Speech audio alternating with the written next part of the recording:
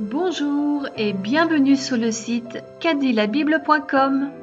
Aujourd'hui, la consolation de Dieu.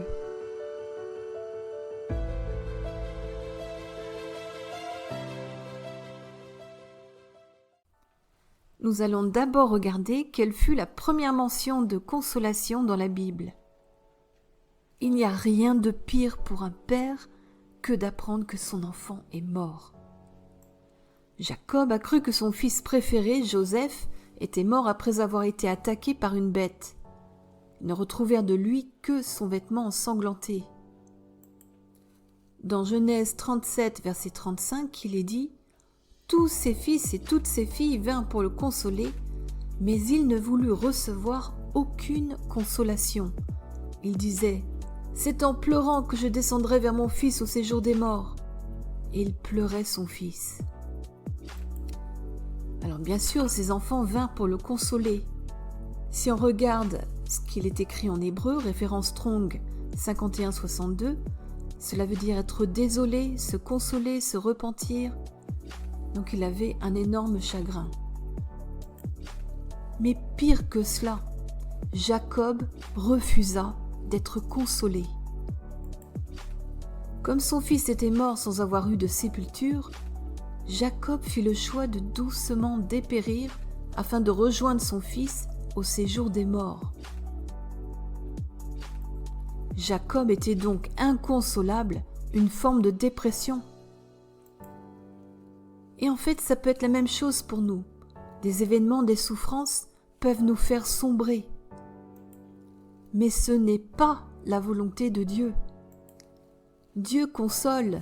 Job en parle dans Job 15, verset 11. « Tiens-tu pour peu de choses les consolations de Dieu et les paroles qui doucement se font entendre à toi ?» Sa parole nous console. On le voit aussi dans Psaume 94, verset 19 qui dit « Quand les pensées s'agitent en foule au-dedans de moi, tes consolations réjouissent mon âme. » Dieu n'est pas là pour vous tourmenter, il est là pour vous réconforter. Psaume 119, 49, 50 dit « Souviens-toi de ta promesse à ton serviteur, puisque tu m'as donné l'espérance.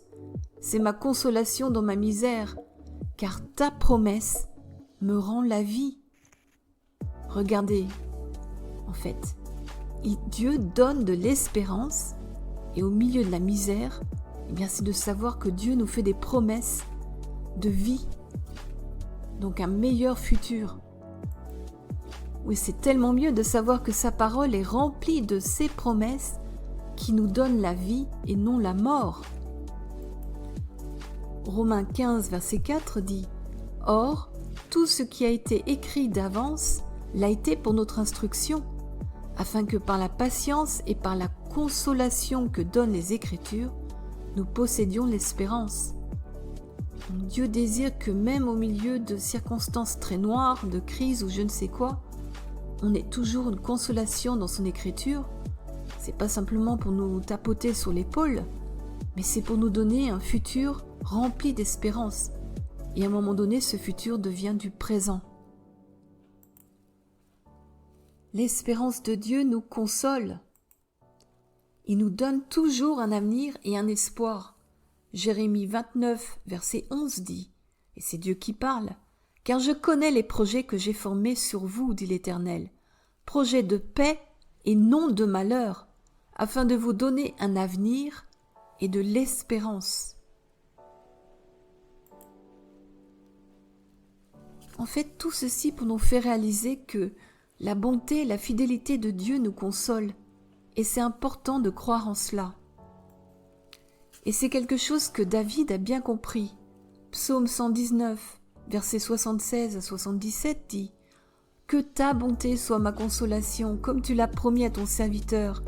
Que tes compassions viennent sur moi pour que je vive, car ta loi fait mes délices. » Psaume 57, verset 3 dit « Il m'enverra du ciel le salut, tandis que mon persécuteur se répand en outrage. Dieu enverra sa bonté et sa fidélité. » Dieu dit même dans Psaume 89, versets 32 à 34, « Je ne lui retirerai point ma bonté et je ne trahirai pas ma fidélité. je ne violerai point mon alliance et je ne changerai pas ce qui est sorti de mes lèvres.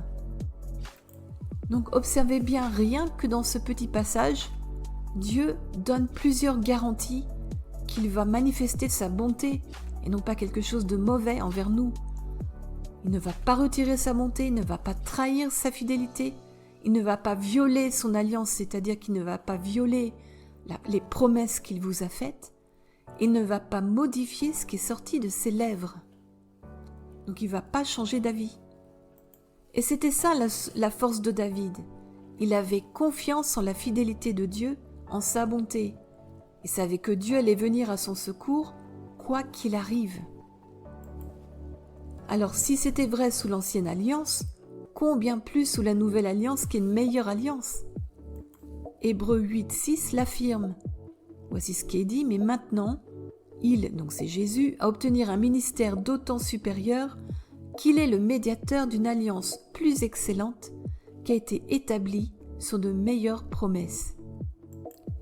Dieu nous donne une meilleure alliance basée sur de meilleures promesses à travers Jésus.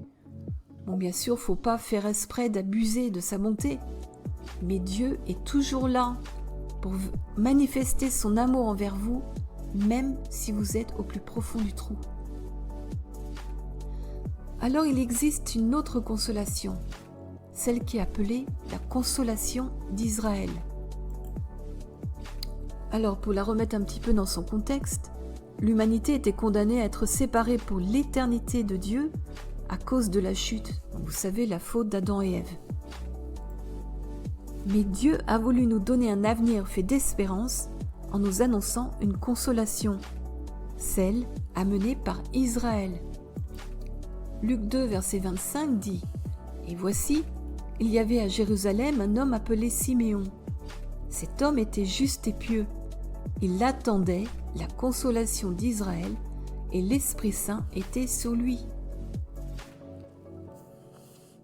On continue verset 26-28. « Il avait été divinement averti par le Saint-Esprit qu'il ne mourrait point avant d'avoir vu le Christ du Seigneur. Il vint au temple, poussé par l'Esprit. Et comme les parents apportaient le petit enfant Jésus pour accomplir à son égard ce qu'ordonnait la loi, il le reçut dans ses bras, bénit Dieu et dit « Maintenant, Seigneur, tu laisses ton serviteur s'en aller en paix, selon ta parole, car mes yeux ont vu ton salut, salut que tu as préparé devant tous les peuples, lumière pour éclairer les nations et gloire d'Israël ton peuple. » La consolation d'Israël, eh bien c'est Jésus, mais aussi pour nous tous, pas seulement pour Israël. Ésaïe en parle au chapitre 66, verset 10.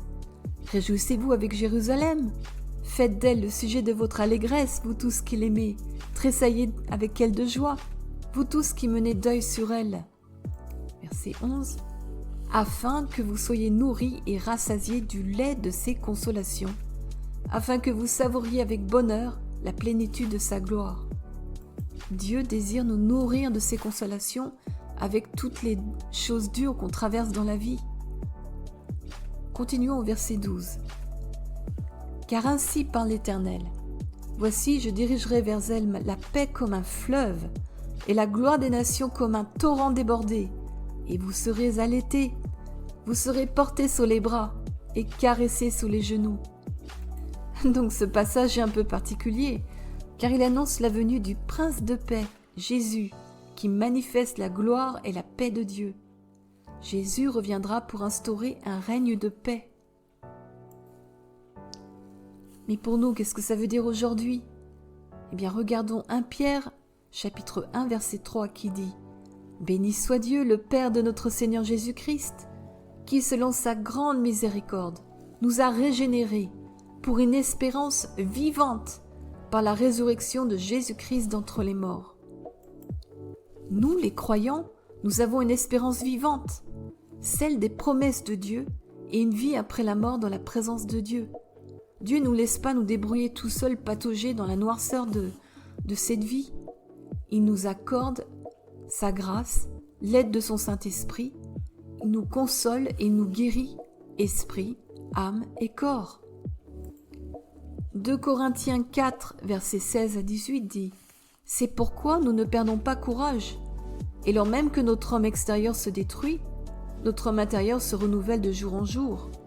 Car nos légères afflictions du moment présent produisent pour nous, au-delà de toute mesure, un poids éternel de gloire, parce que nous regardons non point aux choses visibles, mais à celles qui sont invisibles, car les choses visibles sont passagères et les invisibles sont éternelles. » Voilà de quelle manière Paul garde courage et demande aux croyants de ne pas perdre courage.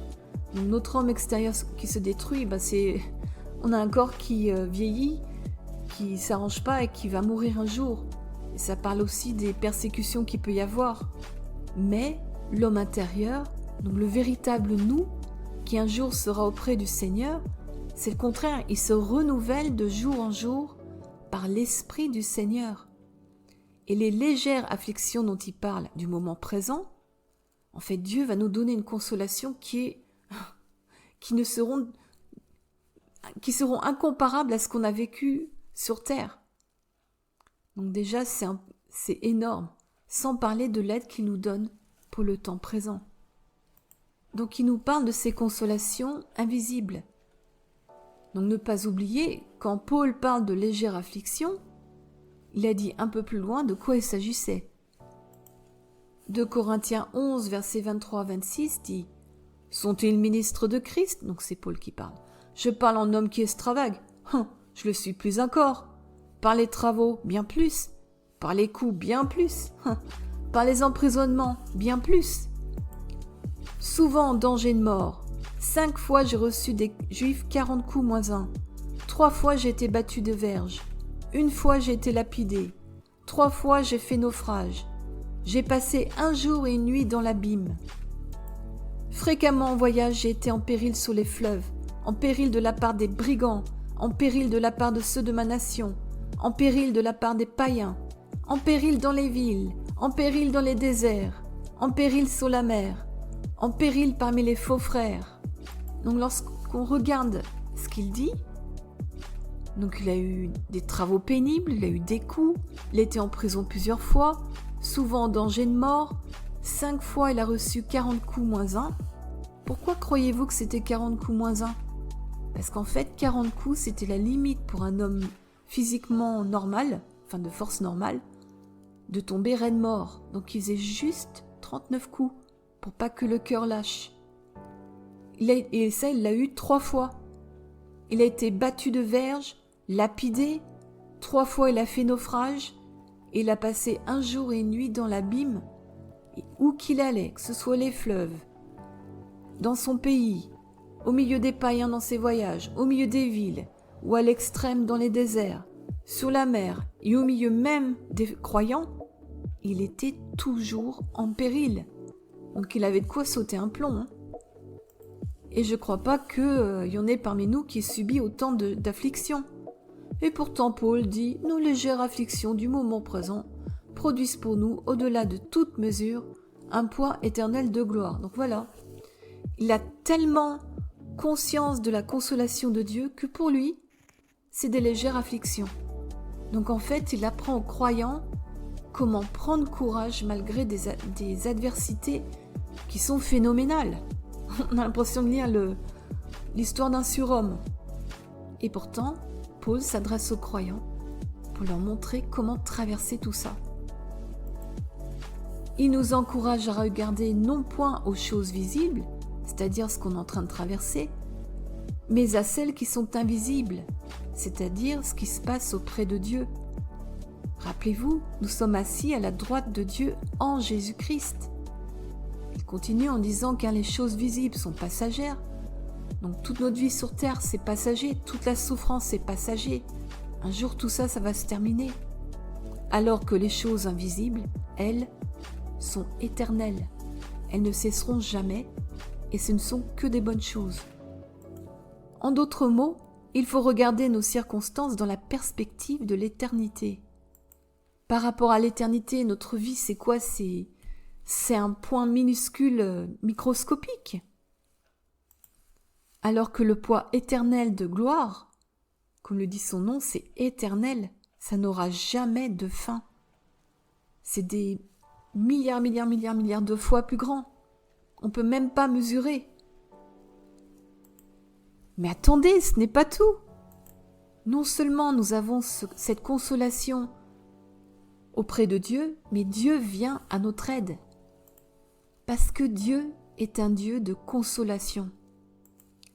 1 Corinthiens 10, verset 13 dit « Aucune tentation ne vous est survenue qui n'ait été humaine, et Dieu, qui est fidèle, ne permettra pas que vous soyez tentés au-delà de vos forces. Mais avec la tentation, il prépara aussi le moyen d'en sortir, afin que vous puissiez la supporter. » Donc tentation, en grec, référence Strong 3986, du mot peraizo, c'est une expérience, une épreuve, une tentative, un essai, preuve, démonstration, sollicitation, une discipline ou provocation venant de l'adversité. Et là encore, il nous est rappelé que Dieu est fidèle envers nous, il ne va pas nous laisser tomber, il ne nous oublie pas, même si souvent on en a l'impression. Il ne permettra pas que vous soyez tentés au-delà de vos forces. Et non seulement cela, mais quand quelque chose de dur vous arrive, il prépare aussi le moyen de s'en sortir. Il faut lui faire confiance. 1 Corinthiens 1, versets 3 à 4 dit « Béni soit Dieu, le Père de notre Seigneur Jésus-Christ, le Père des miséricordes et le Dieu de toute consolation, qui nous console dans toutes nos afflictions, afin que par la consolation dont nous sommes l'objet de la part de Dieu, nous puissions consoler ceux qui se trouvent dans quelque affliction. » Mon Paul, il ne sait pas faire des phrases courtes. Qu'est-ce qu'il dit ? Dieu est celui qui nous console. C'est lui qui doit être la source de notre consolation et le fait pendant nos afflictions, afin que non seulement nous soyons consolés par lui, mais que nous, à notre tour, nous devenions une consolation pour les autres. Donc, c'est une double consolation. On est consolé par Dieu et Dieu nous demande à notre tour de consoler les autres. On doit s'entraider. Romains 15,5 dit que le Dieu de la persévérance et de la consolation vous donne d'avoir les mêmes sentiments les uns envers les autres selon Jésus-Christ. Donc Dieu nous communique cette persévérance et cette consolation afin qu'on puisse s'entraider selon Jésus-Christ, pas selon la chair. Donc c'est la même idée qu'on vient de lire dans 1 Corinthiens 1,4. Une fois consolés par Dieu, nous devons consoler les autres autour de nous. Nous devons communiquer ce que Dieu ressent pour nous aux autres. 2 Corinthiens 1, versets 5 à 7 dit « Car de même que les souffrances de Christ abondent en nous, c'est les persécutions, de même notre consolation abonde par Christ. » Donc Dieu ne nous laisse pas dans la souffrance, il nous console. Le mot consolation en grec, paraklésis, référence Strong 3874, du mot parakaleo, qui veut dire consolation, exhortation, assistance, encouragement, instance, demande, prédication, adressée, exhortée. Donc il nous apporte son secours, il nous donne des encouragements, il nous adresse des paroles qui nous remontent le moral, qui nous fait relever la tête, afin qu'on ne soit pas noyé. Car Dieu nous a donné le consolateur. Jean 14, verset 16, c'est Jésus qui dit « Moi je prierai le Père, il vous donnera un autre consolateur, afin qu'il demeure éternellement avec vous. » Il est déjà là, ce consolateur. Puisqu'il dit qui il est dans Jean 14, 26. « Mais le consolateur, l'Esprit Saint, que le Père enverra en mon nom, vous enseignera toutes choses et vous rappellera tout ce que je vous ai dit. » Or, le Saint-Esprit a été déversé à la Pentecôte, dans Actes 1 et 2. Donc c'est le baptême du Saint-Esprit. Jean 15, 26, Jésus précise « Quand sera venu le Consolateur, c'est-à-dire le Saint-Esprit, que je vous enverrai de la part du Père, l'Esprit de vérité qui vient du Père, il rendra témoignage de moi. » Donc sa consolation vient de son esprit et de sa parole. On est consolé au milieu des souffrances. 2 Corinthiens 1, versets 5 à 7 dit « Car de même que les souffrances de Christ abondent en nous, de même notre consolation abonde par Christ. » Donc ces souffrances, c'est la persécution. Ils étaient extrêmement persécutés à l'époque et ça risque de recommencer. Paul continue « Si nous sommes affligés, c'est pour votre consolation et pour votre salut. Si nous sommes consolés, c'est pour votre consolation qui se réalise par la patience à supporter les mêmes souffrances que nous endurons. » Bon, ces souffrances, on voit bien, c'est pas la maladie, tout le monde n'était pas malade, mais par contre tous étaient persécutés. On continue avec Paul. « Et notre espérance à votre égard est ferme, parce que nous savons que si vous avez part aux souffrances, vous avez aussi part à la consolation. » Donc Paul a une espérance ferme, c'est-à-dire il est sûr que Dieu va les consoler. Pourquoi ? Parce qu'ils sont en train de tenir ferme pour l'évangile. Donc il sait que Dieu va les consoler. Il ne va pas les laisser au milieu de ces souffrances sans les aider. Et comme on l'a vu, une autre manière d'être consolé, c'est en communiquant la consolation de Dieu aux autres. 2 Corinthiens 7, versets 2 à 4 dit « Donnez-nous une place dans vos cœurs. Nous n'avons fait tort à personne. Nous n'avons ruiné personne. Nous n'avons tiré du profit de personne. Ce n'est pas pour vous condamner que je parle de la sorte, car j'ai déjà dit que vous êtes dans nos cœurs à la vie et à la mort. J'ai une grande confiance en vous. J'ai tout sujet de me glorifier de vous. Je suis rempli de consolation. Je suis comblé de joie au milieu de toutes nos tribulations. » Voilà, confirmation que ce sont les persécutions. Ce sont des tribulations. Et Paul manifeste sa certitude que Dieu est en train de les consoler au milieu de tout ce qu'ils sont en train de traverser. Parce que Dieu est fidèle.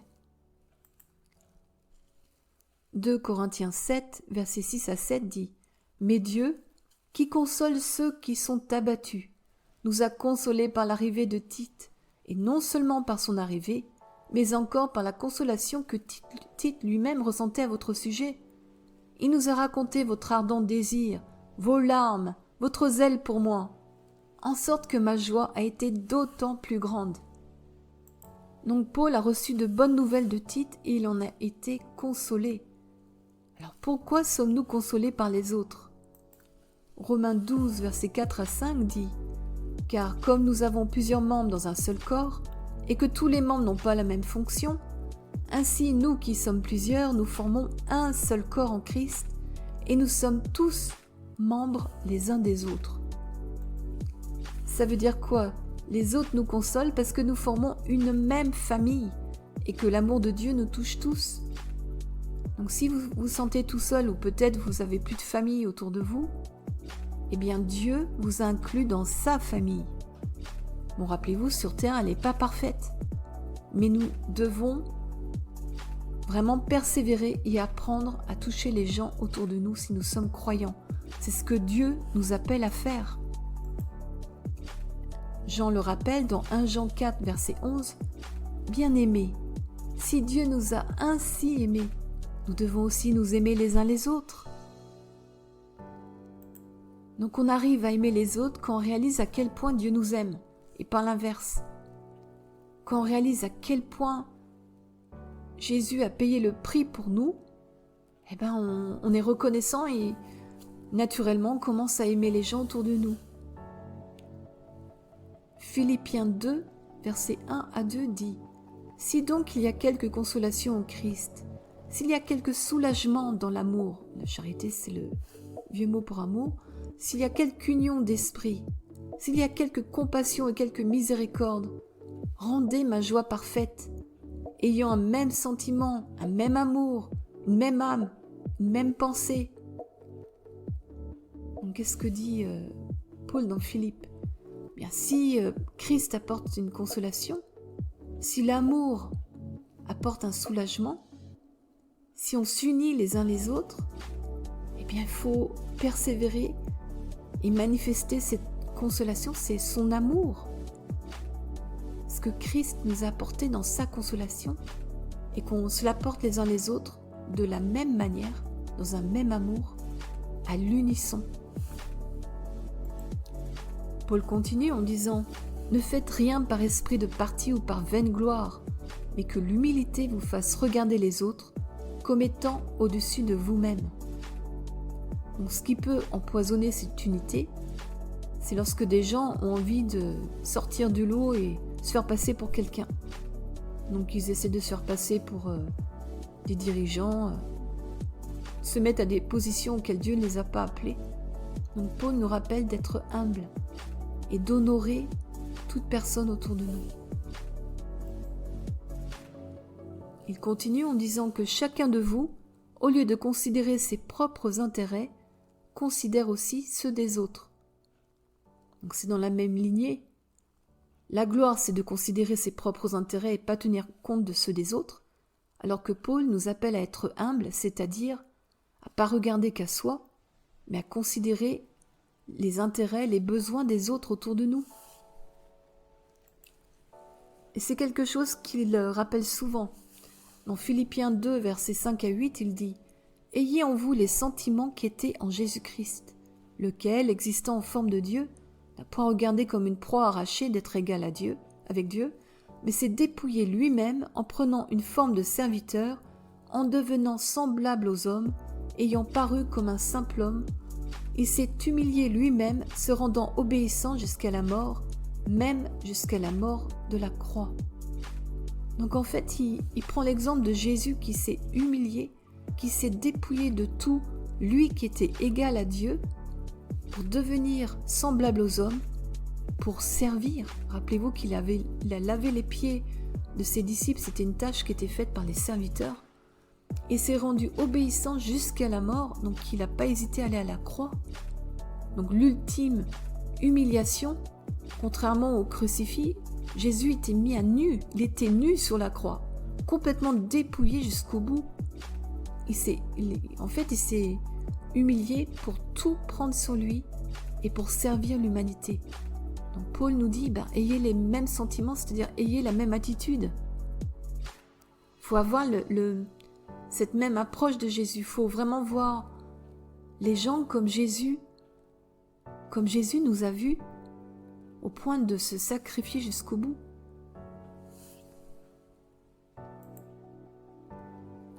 Donc Christ, le mystère et la consolation.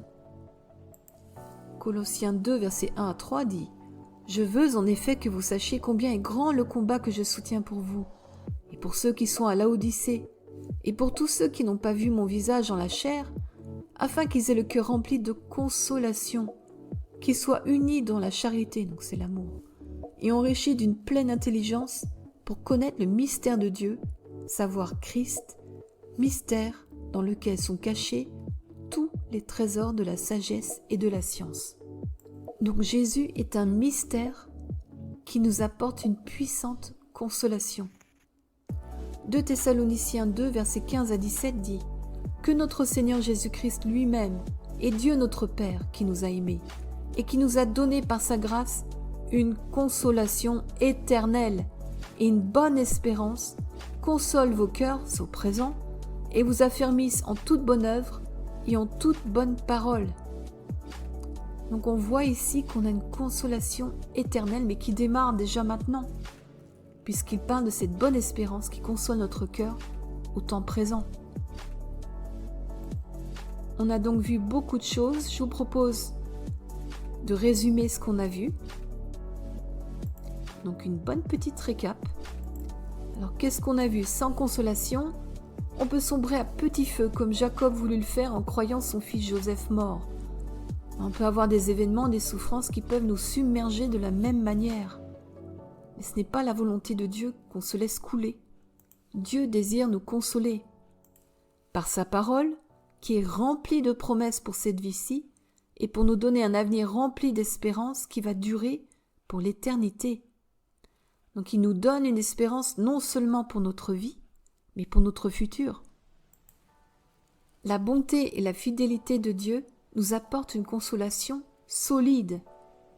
Dieu ne va pas vous oublier ou Même si des fois on en a l'impression, c'est faux. Tout concourt à notre bien, rappelez-vous. Christ est la consolation d'Israël, une espérance vivante. Donc c'était une promesse qui avait été faite dès la Genèse à Adam et Ève après la chute. Dieu en personne veut être notre consolateur par son esprit et sa parole. Donc tous les éléments pour être consolés sont là. Dieu nous a donné son esprit et il nous donne sa parole. Si vous ne regardez pas dans la parole ce qu'il dit et si vous ne demandez pas l'aide du Saint-Esprit, vous ne serez pas consolés. Mais Dieu le veut. Dieu promet donc une consolation au milieu des souffrances de la vie, au point que Paul considère ces souffrances comme de légères afflictions, tant que ces consolations sont fortes et provoquent un poids éternel de gloire. Car ces souffrances sont passagères par rapport à notre vie minuscule sur terre. Nous devons fixer nos yeux sur ce qui est éternel, voir les choses sous la perspective de l'éternité, et j'ajouterai à la droite de Jésus-Christ, parce que la parole de Dieu dit que nous sommes assis à la droite de Dieu en Jésus-Christ. Christ nous a donné son autorité. Christ est la source de notre consolation afin que nous puissions consoler les autres. Voilà, vous avez donc plein d'éléments pour savoir comment être consolé par Dieu. Je sais que je ne fais qu'effleurer le sujet. Donc croyez en la bonté et l'amour de Dieu.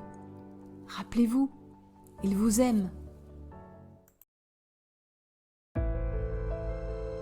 Bonjour et bienvenue sur le site quadilabible.com. Aujourd'hui,